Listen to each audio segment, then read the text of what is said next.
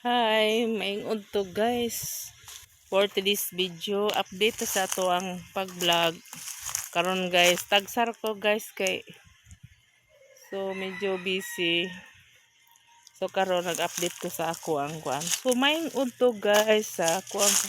So mao ni diri ang mga mayong mingong dapit. Hawa guys. Mga kamanggahan. No. So mao ni diri guys for today's video. Luta naligo guys. Gikan kog dagat.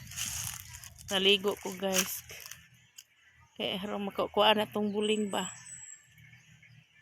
So mao ni update tas tong pag-vlog ron guys. Kay udto na maron ting paniudto ba niya. Magsahay guys kay makalimot sa kog vlog. Say magsayaw, say mag-post.